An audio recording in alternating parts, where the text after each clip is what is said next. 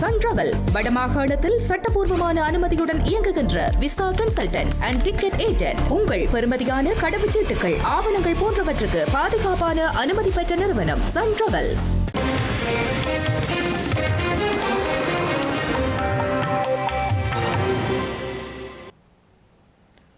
வணக்கம். இது ஐபிசி தமிழின் காலை நேர பிரதான செய்திகள். முதலில் தலைப்புச் செய்திகள். தமிழீழ விடுதலை புலிகளை மீளுருவாக்க முயற்சி, கிளிநொச்சி பாடகருக்கு விளக்கமறியல். பொன் சிவகுமாரனின் நினைவேந்தல் ஏற்பாடு, வலிகாமம் கிழக்கு பிரதேச சபை தவிசாளர் விசாரணைக்கு அழைப்பு. தோரண முதியோர் இல்லத்தில் தீ விபத்து, 11 முதியவர்கள் தீயில் கருகி பலி. எரிபொருள் இறக்குமதி செலவு குறையும் என்கிறது இலங்கை பெட்ரோலிய கூட்டுத்தாபனம். ஜூலை மாதத்தில் குறையும் வாய்ப்பு. அனலிதீவுக்கு வழங்கப்பட்டு பேருந்து மீண்டும் பழுதடைவு, மக்களை குழப்ப வேண்டாம் என்கிறார் நாடாளுமன்ற உறுப்பினர் ரஜீவன்.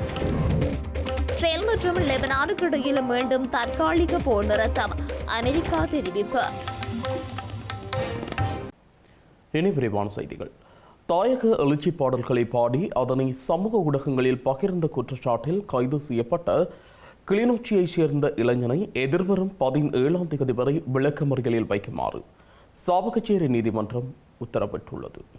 யாழ்ப்பாணம் நாவற்குழி பகுதியில் அண்மையில் இடம்பெற்ற ஆலய திருவிழாவை முன்னிட்டு விசேட இசை நிகழ்வு இடம்பெற்றது.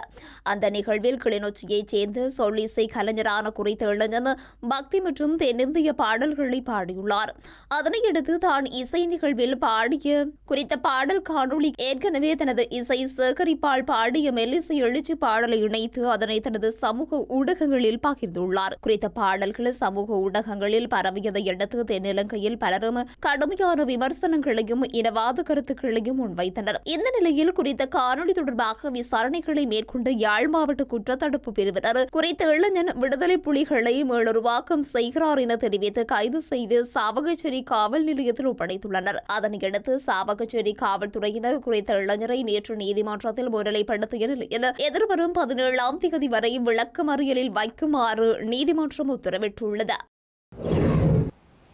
இதேவேளை குறித்த பாடகர் பாடிய தாயக எழுச்சி பாடலானது விடுதலை புலிகளை மீளுருவாக்கும் வகையில் அமையவில்லை என நீதிமன்றத்தில் சுட்டிக்காட்டியதாக அவர் சார்பில் முன்னிலையான சட்டத்தரணி கேசவன் சயந்தன் தெரிவித்துள்ளார்.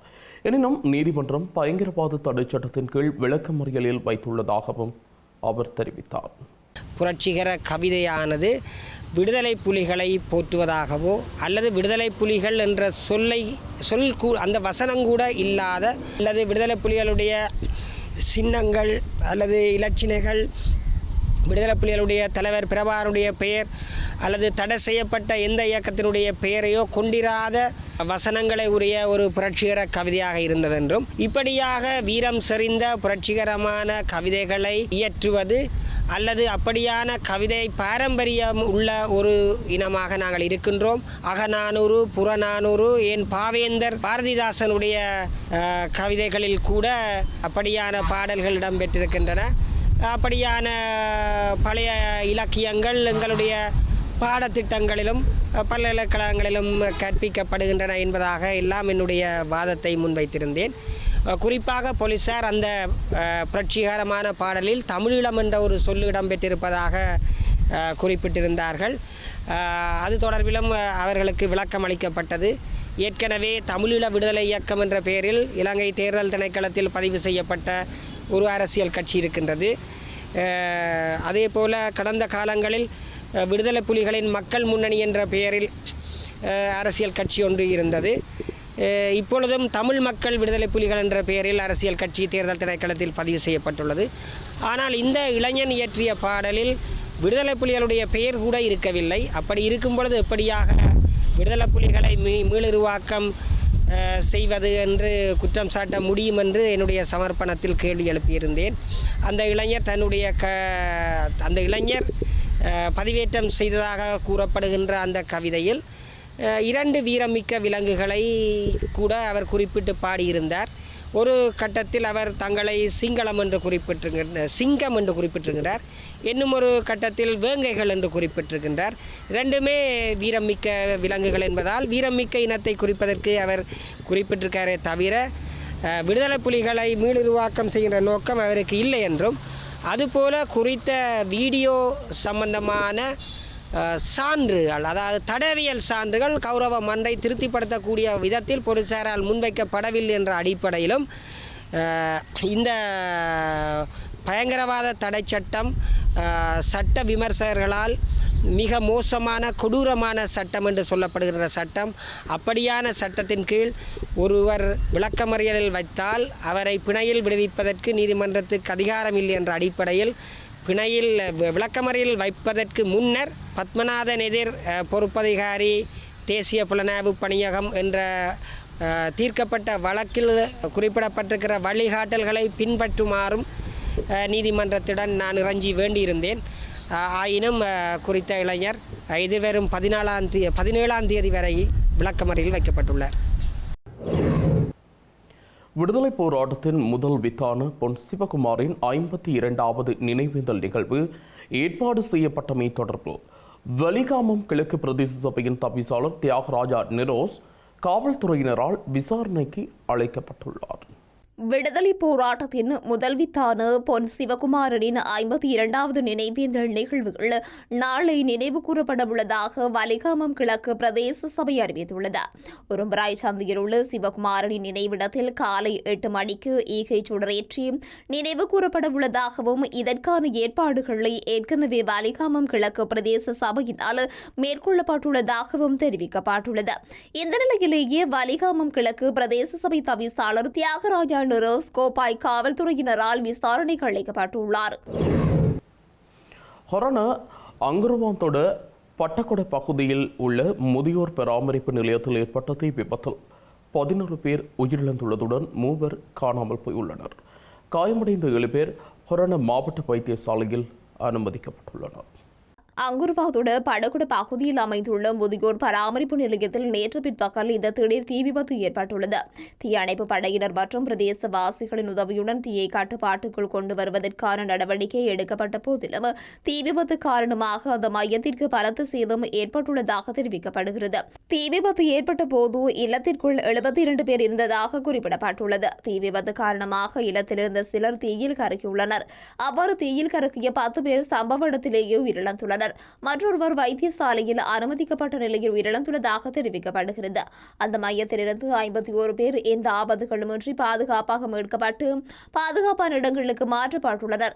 சம்பவம் தொடர்பாக நீதவான் விசாரணைகள் இன்று நடத்திய பின்னர் சடலங்களை அங்கிருந்து அகற்றுவதற்கு நடவடிக்கை எடுக்கப்படும் என காவல்துறையினர் குறிப்பிட்டுள்ளனர். எவ்வாறாயினும் தீ விபத்து ஏற்பட்டதற்கான காரணம் இதுவரை கண்டறியப்படாத நிலையில் இதுகுறித்து விசாரணைகளை மேற்கொள்வதற்காக 3 காவல்துறை குழுக்கள் நியமிக்கப்பட்டுள்ளன. குவைத் விமான நிலையத்தை இலக்கு வைத்து ஈரான் நடத்திய ஆளில்லா விமான தாக்குதல் மற்றும் ஏவுகணை தாக்குதலில் காயமடைந்த 63 பேரில் 3 இலங்கையர்களும் உள்ளடங்குவதாக குவைட்டுக்கான இலங்கை தூதரகம் தெரிவித்துள்ளது. காயமடைந்த இலங்கையர்கள் மருத்துவ சிகிச்சை பெற்று வருவதாகவும் அவர்களின் உடல்நிலை சீராக உள்ளதாகவும் கூறப்படுகிறது. யாழ்ப்பாணம் செம்மணி மனித புதைகுழியிலிருந்து நேற்றைய தினம் 5 எண்புக்கூட்டு தொகுதிகள் அடையாளம் காணப்பட்டுள்ளன. அதே நேரம் ஏற்கனவே அடையாளம் காணப்பட்ட எண்புக்கூட்டு தொகுதியில் இருந்து 6 எண்புக்கூட்டு தொகுதிகள் அகழ்ந்தெடுக்கப்பட்டுள்ளன. செம்மணி மனித புதைகுழியின் 3ஆம் கட்ட அகழ்வு பணிகள் 15ஆம் நாளாக நேற்று முன்னெடுக்கப்பட்டது. இதன்போது 5 எண்புக்கூடுகள் அடையாளம் காணப்பட்ட நிலையில் ஏற்கனவே அடையாளம் காணப்பட்டு 6 எண்புக்கூடுகள் அகழ்ந்தெடுக்கப்பட்டுள்ளன. அதன் அடிப்படையில் 3ஆம் கட்ட அகழ்வு பணிகளில் இதுவரை 34 எண்புக்கூடுகள் அகழ்ந்தெடுக்கப்பட்டுள்ளன. அதேவேளை புதைகுழிகள் எண்பு குவியல்கள் 2 இடங்களில் அடையாளம் காணப்பட்டுள்ளதாகவும் அகழ்வு பணிகளில் ருகுணு பல்கலைக்கழக மாணவர்களும் இணைந்திருப்பதால் அகழ்வாய்வு தளம் மேலும் விஸ்தரிக்கப்பட்டு பணிகள் முன்னெடுக்கப்பட்டு வருவதாக சட்டத்தரணி VS நிரஞ்சன் தெரிவித்துள்ளார். செம்மணி மனித புதைகுழியில் இதுவரையில் முன்னெடுக்கப்பட்ட அகழ்வு பணிகளின் போது 275 எண்புக்கூடுகள் அடையாளம் காணப்பட்டுள்ள நிலையில் 272 எண்புக்கூடுகள் அகழ்ந்து எடுக்கப்பட்டுள்ளன.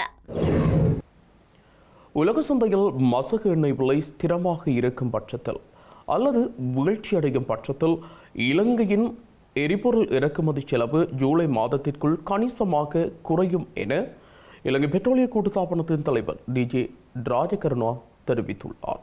சர்வதேச சந்தையில் நிலவிய அதிக விலை மற்றும் மின் உற்பத்திக்கு தேவையான கூடுதல் எரிபொருள் இறக்குமதி காரணமாக கடந்த சில மாதங்களில் எரிபொருளுக்கான டொலர் வெளிச்சலுகை அதிகரித்துள்ளதாக இலங்கை பெட்ரோலிய கூட்டுத்தாபனத்தின் தலைவர் டிஜே ராஜகருணா தெரிவித்துள்ளார்.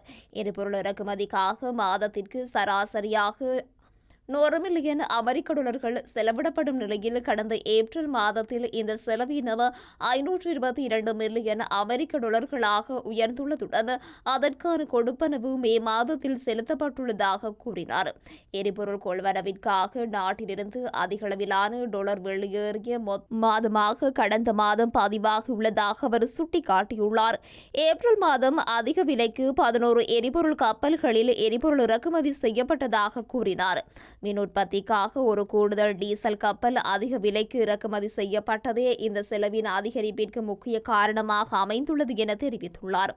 இருப்பினும் தற்போது இந்த மாதாந்த எரிபொருள் இறக்குமதி செலவுகளை குறைப்பதற்கு இலங்கை பெட்ரோலிய கூட்டுத்தாபனம் நடவடிக்கை எடுத்துள்ளதாகவும் அவர் தெரிவித்துள்ளார்.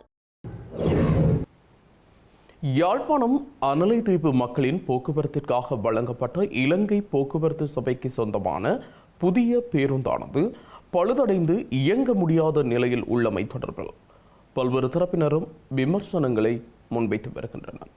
யாழ்ப்பாணம் அரளித்தீவு மக்களின் போக்குவரத்திற்காக வழங்கப்பட்ட இலங்கை போக்குவரத்து சபைக்கு சொந்தமான பேருந்து பழுதடைந்த நிலையில் நேற்று முன்தினம் ஸ்ரீலங்கா கடற்படையினரின் உதவியுடன் புதிய பேருந்து கொண்டு செல்லப்பட்டது.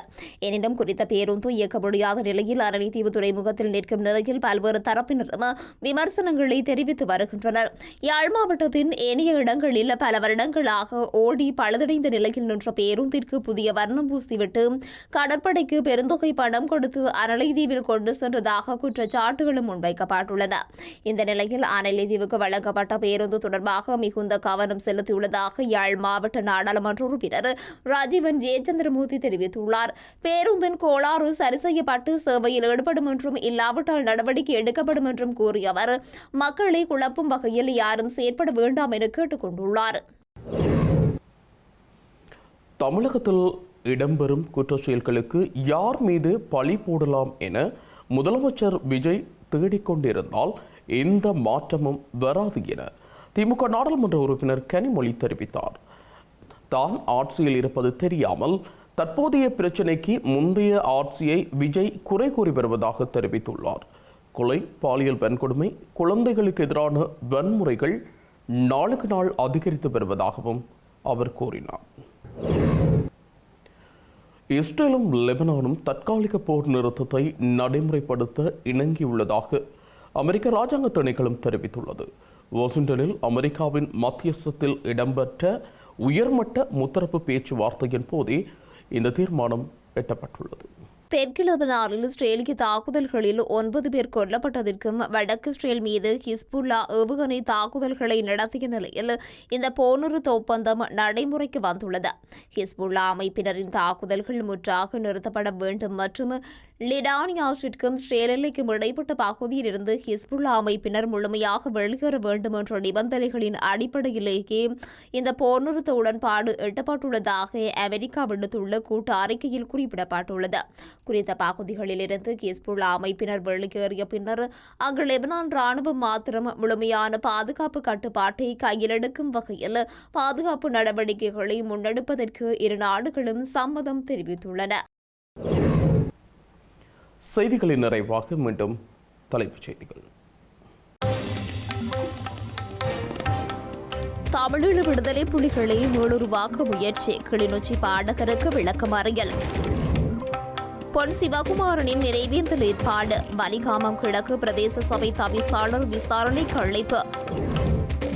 தோரண முதியோர் இல்லத்தில் தீ விபத்து, 11 முதியவர்கள் தீயில் கருகி பலி.